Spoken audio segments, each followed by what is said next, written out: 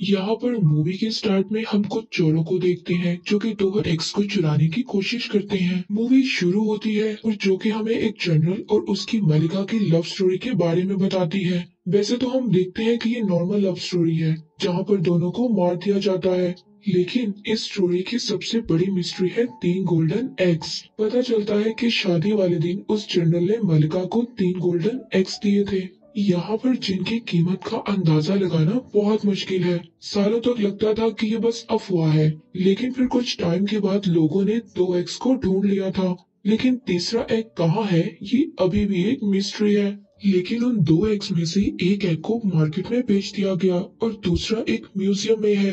आगे हम एक आदमी को नकली गोल्डन एग बनाते हुए देखते हैं और फिर नेक्स्ट सीन में हम देखते हैं कि एफबीआई की टीम म्यूजियम में आई है जहां वो गोल्डन एग रखा हुआ है और उन्हें एफबीआई की टीम को लीड कर रहे होते हैं 2 ऑफिसर। यहाँ पर हम जॉन और उनकी पार्टनर को देखते हैं और यहाँ पर उनकी पार्टनर म्यूजियम के मैनेजर को फौरन म्यूजियम खाली करने का कहती है, क्योंकि उन लोगों की इंफॉर्मेशन के मुताबिक चोर उस एग को यहाँ से चुराने वाला है जो कि इस म्यूजियम में रखा हुआ है। जॉन यहाँ पर उस एग को चेक करता है और कहता है कि चोर अपना काम कर चुका है और ये एग नकली है। मैनेजर उसकी बात पर बिल्कुल यकीन नहीं करता और हंसते हुए उसकी बात को टाल देता है।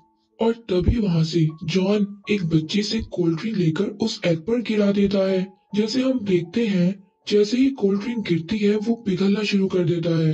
जॉन की पार्टनर फौरन म्यूजियम को सील करने के लिए कहती है और यहीं पर हम एक चोर को देखते हैं जो कि ये सब कुछ देखते ही वहाँ से भाग जाता है। और यहाँ पर जॉन और उसकी पूरी टीम उस चोर को पकड़ने की कोशिश करते हैं, लेकिन हम देखते हैं कि चोर बहुत ही चालाक था।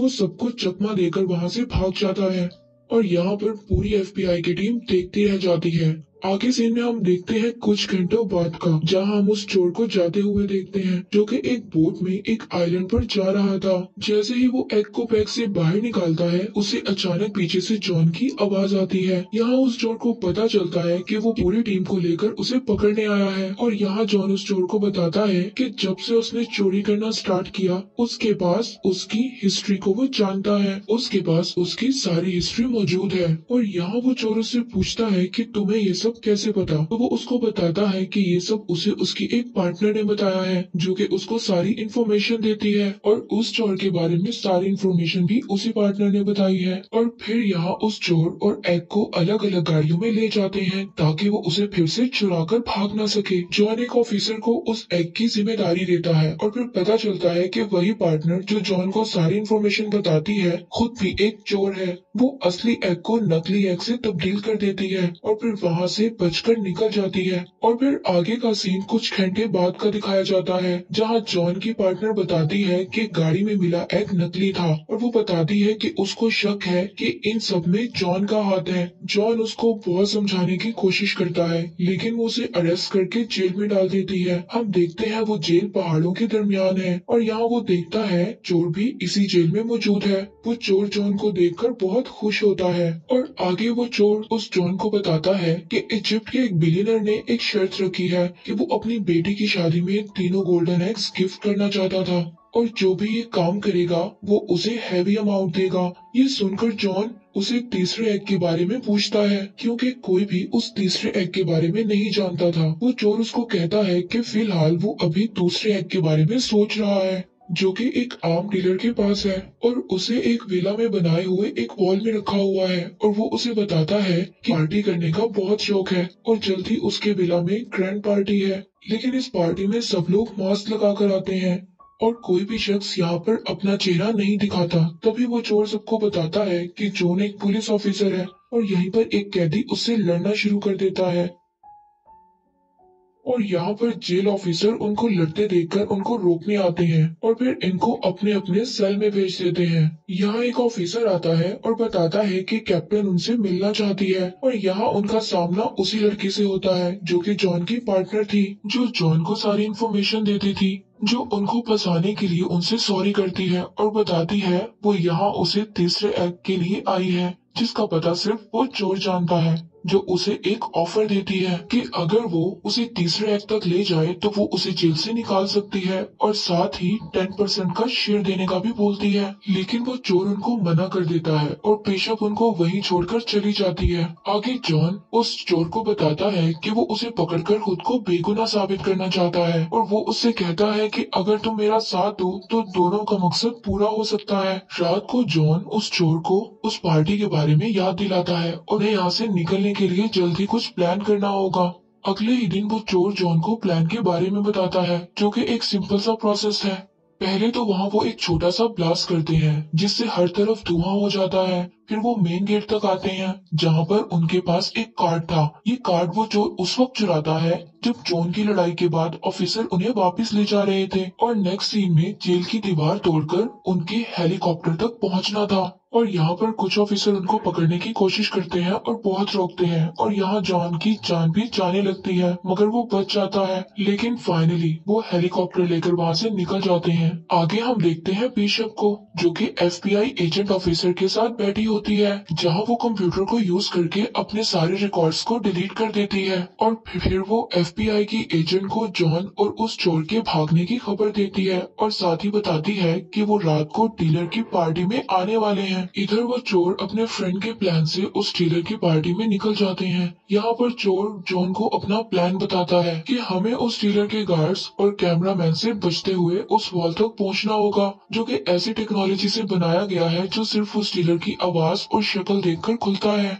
और फिर वो बताता है कि उस वॉल के डोर पर एक सीक्रेट पासवर्ड भी है जिसके लिए उन्हें उसका फोन और थंबप्रिंट भी चुराना होगा। आगे का सीन पार्टी का है जहां हम देखते हैं वो दोनों पार्टी में किसी भी तरह आ जाते हैं। वो चोर जॉन को कहता है कि तुम मोबाइल चुराना और मैं किसी भी तरह थंबप्रिंट का इंतजाम करता हूँ। तभी वहाँ जॉन को बिशप दिखाई देती है। चोर इसको मना करता है कि वो उससे मिलने नहीं जाए मगर जॉन उसको डांस ऑफर करता है ताकि वो डीलर जेलिस फील करे और इधर आ जाए और फिर ये उसका फोन चुरा ले। और होता यही है और जॉन चालाकी से उसका फोन चुरा लेता है और पता चलता है कि वो चोर भी उसका थंबप्रिंट लेने में कामयाब हो गया था। फिर वो गार्ड से बचते हुए उस डीलर के बेडरूम में आते हैं और उसके फोन और थंबप्रिंट की मदद से उस डोर को खोल लेते हैं। इससे पहले वो अंदर आ जाए उन्हें पकड़ने एफबीआई की एजेंट आ जाती है, लेकिन जॉन उस एफबीआई की एजेंट को धक्का देकर उस चोर के साथ अंदर चला जाता है। यहाँ उन्हें वो एक्ट दिखाई देता है और साथ ही बिशप भी दिखाई देती है जो कि पहले ही वहाँ मौजूद थी। फिर उनके बीच एक लड़ाई शुरू होती है जहाँ ये दोनों बिशप का मुकाबला नहीं कर सकते। वो इन्हें पकड़ लेती है।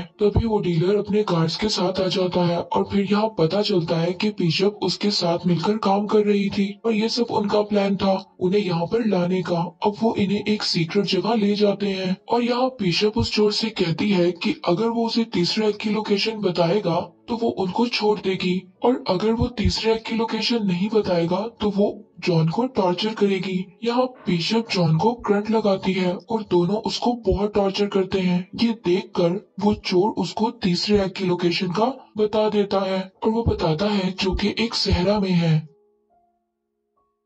यहाँ बिशप सेलिब्रेट करने के लिए डीलर को शैंपेन पिलाती है जिससे वो पीकर गिर जाता है और यहाँ पता चलता है कि बिशप ने उसे भी डबल क्रॉस किया है और वो यहाँ से डीलर का एग भी लेकर चली जाती है और थोड़ी ही देर बाद उस डीलर को होश आ जाता है और उसको यहाँ पर सब कुछ धुंधला नजर आने लगता है और वो वहाँ फायरिंग करने लगता है जिससे जॉन की हथकड़ी खुल जाती है। तभी जॉन उस चोर को अकेला छोड़कर जाने लगता है और कहता है कि तुम्हारी वजह से मुझे टॉर्चर किया गया। तभी वो उसको बताता है कि उसने बिशप को गलत लोकेशन बताई है। ये सुनकर जॉन उसको भी आजाद कर देता है। वो लोग बहुत मुश्किल से वहाँ से बाहर निकलते हैं और देखते हैं कि एक स्टेडियम में है जहाँ पर बुल फाइटिंग होती है। यहाँ वो फंस जाते हैं। एक तरफ डीलर उन पर नीचे से गोलियां चला रहा होता है और ऊपर से बुल उन पर अटैक करती है, लेकिन वो दोनों किसी तरह यहाँ से निकल जाते हैं। अगले सीन में हम उन्हें ट्रेन में देखते हैं जहाँ जॉन बार बार उसे थर्ड एक्ट के बारे में पूछता है और उस चोर को डराने की भी कोशिश करता है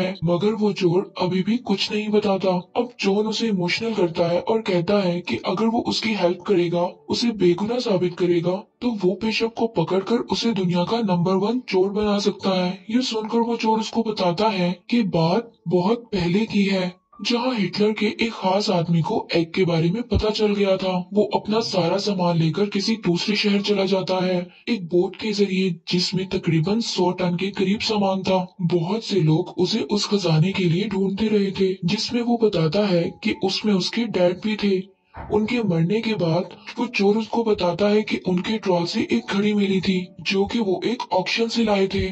ये असल में उस आदमी की वॉच थी, जिसमें उसको पता चला कि तीसरा एग कहीं दूर जंगलों में छुपा है। वो दोनों भी वहाँ पहुँच जाते हैं और घड़ी की मदद से एक सीक्रेट होल को ढूंढ लेते हैं। वो चोर अपने डैड की घड़ी से उसका दरवाजा खोलता है और वहाँ काफी कीमती चीजों को देखते हैं, और वहाँ वो कुछ एंटीक कार को भी देखते हैं, और वहीं वो उन्हें एग भी दिखाई दे देता है। इससे पहले वो उन्हें लेकर जाते बिशप एक बार फिर उधर आ जाती है। वो उन्हें बताती है कि उसको उस पर शक था, इसलिए वो उनका पीछा करते हुए वहां तक आ जाती है। फिर वो उनसे एग देने को कहती है, और तभी एफबीआई की एजेंट पूरी टीम को लेकर वहां आ जाती है। उससे बचने के लिए वहां पर मौजूद एंटीक कार में तीनों भाग जाते हैं, और एफबीआई की टीम भी पुरानी गाड़ियों से उनका पीछा करती है। एक लंबे होल के बाद वो एक वाटरफॉल से बाहर निकलते हैं, और एफबीआई की टीम पीछे रह जाती है।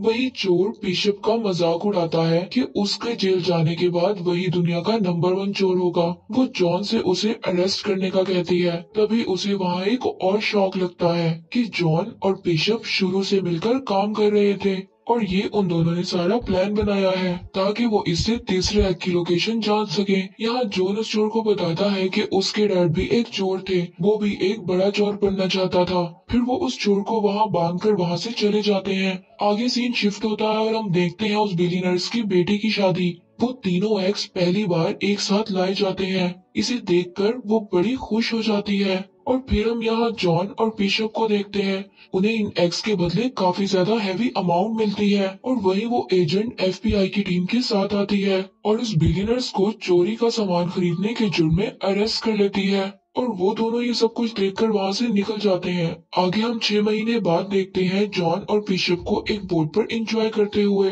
तभी वो चोर उधर आ जाता है और वो दोनों उसे देखकर हैरान हो जाते हैं। वो उनको बताता है कि एफबीआई की टीम ने मुझे अरेस्ट कर लिया था और वो दोबारा मुझे वहाँ जेल भेज रहे थे, मगर मैं वहाँ से भागकर निकल आया और इधर आ गया। आगे वो बताता है कि मैंने उस एफबीआई की एजेंट को हैवी अमाउंट की लोकेशन दे दी है, अब तुम मेरी तरह बिल्कुल खाली हाथ हो। फिर वो उन्हें कहता है कि मेरे पास एक और प्लान है जिस पर तुम्हें मेरे साथ मिलकर काम करना होगा। अगर तुम ऐसा नहीं करते तो वो एफबीआई की एजेंट तुम्हें अरेस्ट कर लेगी। जॉन पहले मना कर देता है, लेकिन फिर दोनों मान जाते हैं और उस एजेंट के आने से पहले वो वहाँ से निकल जाते हैं। आगे हम उन्हें दूसरे शहर में देखते हैं, जहाँ वो नई चोरी के लिए तैयारी कर रहे थे, और यहीं पर मूवी एंड हो जाती है।